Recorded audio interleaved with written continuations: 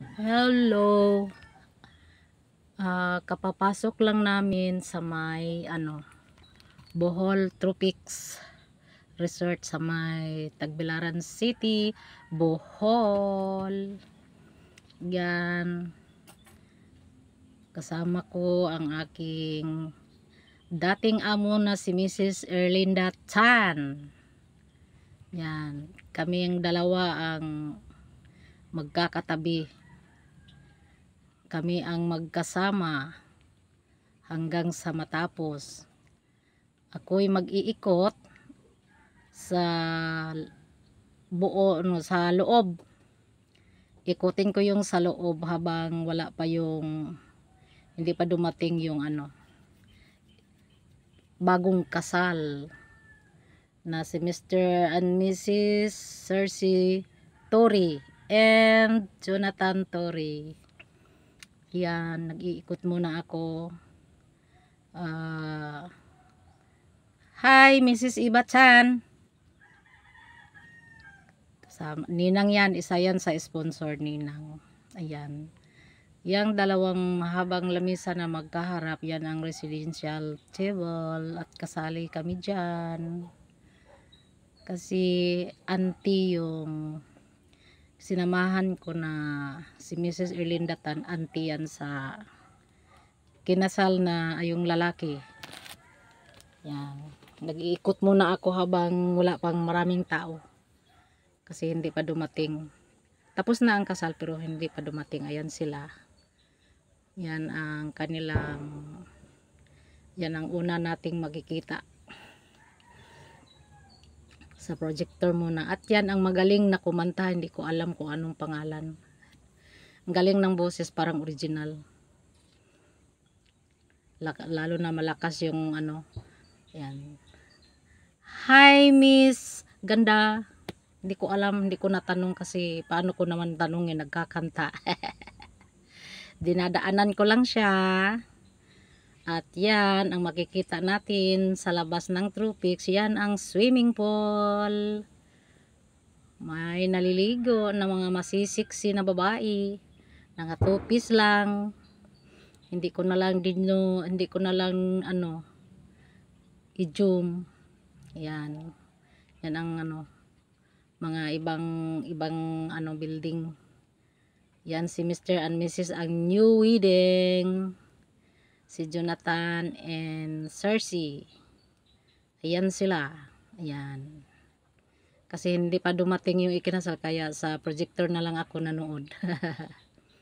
At ito yung naka-ready na nandyan yung cake nila. Ayan.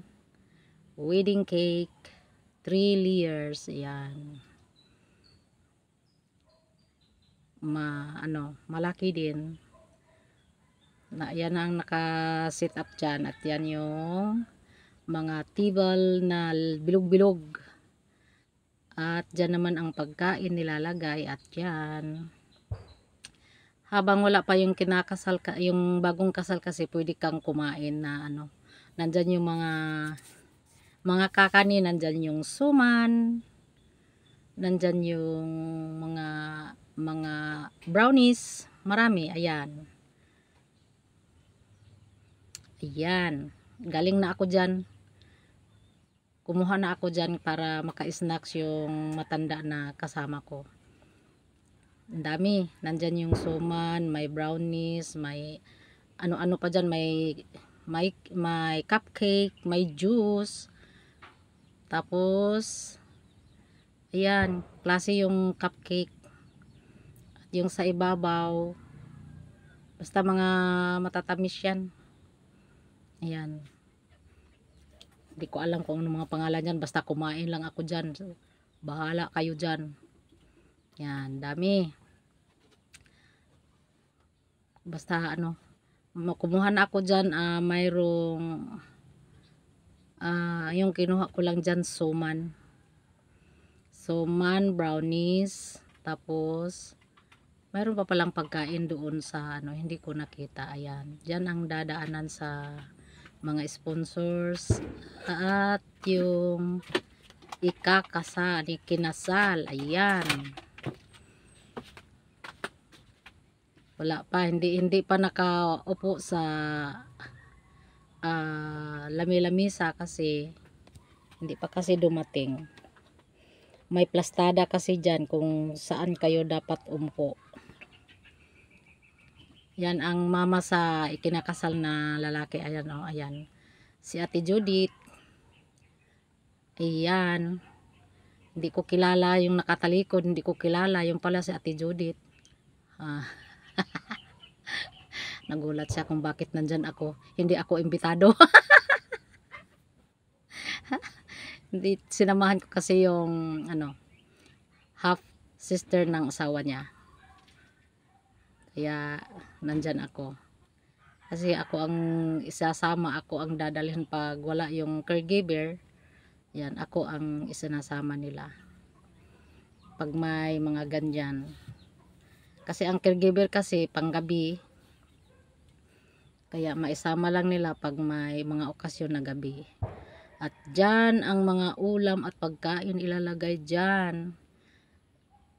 Nakaplastada na yan. Yung litson lang ang wala pa.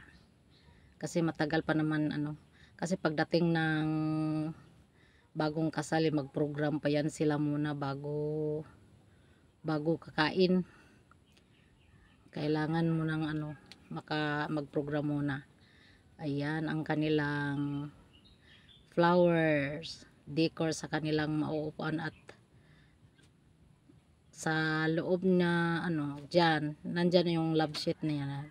Yan ang love seat na. Dyan sila uupo habang nakaprogram.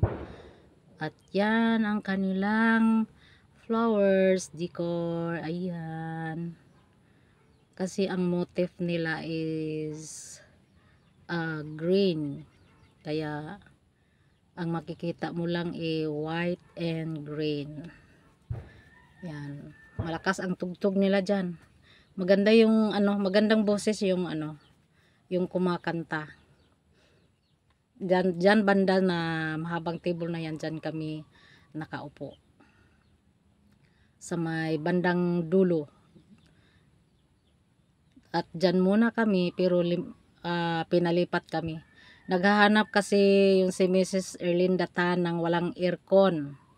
Nagkatabi yung magbiyanan. Siyan si Mrs. Eva Tan at si Mrs. Erlinda Tan. Ayan. Magandang babae. Magandang babae yan. Yan ang laging tinatawag kung may problema ang mama nila. Yung yan ang tulad ng sa medical. Siya ang nagsama lagi pag may magpuntang doktor, siya ang kasama lagi kasi siya lang ang malapit. Yung asawa niya ang anak ni Mrs. Erlinda Tan. Yung mayroon ding malapit lang din na bahay na anak, kaso baldado rin nakaupo sa wheelchair. At yung asawa naman ni Mrs. Erlinda Tan lalong nasa wheelchair din, kaya yung mga asawa na lang ang sa halip na anak ang kikilos, yung asawa na lang kasi nasa wheelchair yung mga anak. Kaya pag may problema, magpa-check up, pa-doktor, kung ano pa, yun si Mrs.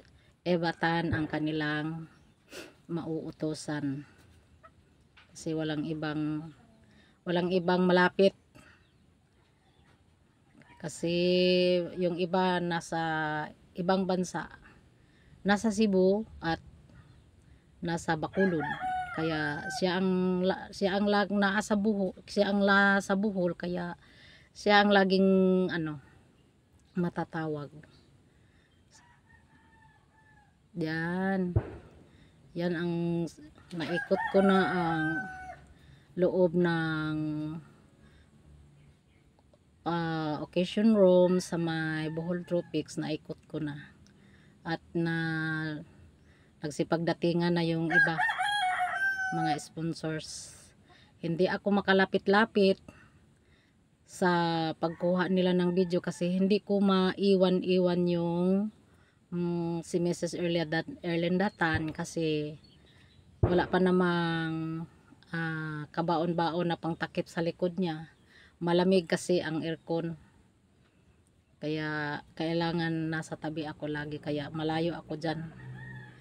Hindi ako makapag-video-video ng malapit. Kasi naman may binabantayan ako. Kaya ayan. Diyan lang ako sa tabi-tabi. Kung ano lang ang makikita sa aking camera, cellphone, camera ng aking cellphone, hanggang doon lang din. Kasi pumapasok na yung mga nagpapasok na yung mga sponsor. So ang kasunod niyan is ang ikinakasal. Malayo kasi. Malaki kasi ang room na yan. Kaya nasa bandang dulo kami. Yan. Nagsipagdatingan na sila mga sponsors at dyan yung lamisa na residential na dyan sila at kasali na kami dyan. At dyan, yan, yung malaking nakaputi, apo yan ni Ate Judith, si Jolia. Yan. Pasok-pasok. Yung iba nakasayaw. Pag pumasok, so yan, 'di ba? Sumasayaw kasi ang tugtog kasi niyan, hindi ka pwedeng hindi ka sumayaw. Kasi maganda ang tugtog niyan. Karnya na lang kasi ang karamihan na makikita ko sa mga kasalan. Pagpasok ng mga mula sa brides, mga bearer, flower girl to bridesmaid to ninong hanggang sa ikasal, nakasayaw yan sila. Yan na ang karamihan na nakikita ko. Sumasayaw. Gawa ng ang mga tugtugin. Hindi ka pwedeng hindi sumayaw kasi maaakit ka sa tugtog nila. Kaya yan. Yan na din ang talagang karamihan na makikita ko. Pagpasok ng mga nakasayaw sila. Gawa ng tugtog. Maganda. Yan na ang uso ngayon. Lagi na lang mabagong uso. Kaya ayan. Hindi ka pwedeng hindi ka umindak. Sumayaw, umindak. Kasi naman ang ganda-ganda ng tugtog. Kaya sayaw ka talaga. Yan, paisa-isa na yan ang si Mrs. Eva. Isa sa sponsor yan. Hi, Mrs. Eva Tan. Magandang babae. At yan, At saan kaya yung partner niya yun? Bakit nag-iisa siya? Ayan, 'di ba? Ayan, sumasaya yung mama ng lalaki sa bagong kasal. Ayan, sige, sayaw pa Ate Judith. Sige. Kasama yung tawa ng tawa yung apo niya. Tawa ng tawa yung apo niya, 'di ba? Makikita na masaya. Ibig sabihin, masaya siya sa araw ng kasal ng kanyang anak na lalaki. Ayan. Lahat sila sumasayaw. Huwag kang tumakbo, Miss Ganda. Kasi naman, may kasi yan yung question, trivia question. Ayan. Magagaling lahat ng MC. Maganda yung mga assist ng wedding coordinator, kumpletong-kumpleto. Mayroong tagahatid sa lamisa kung saan ka dapat. Ayan, bye!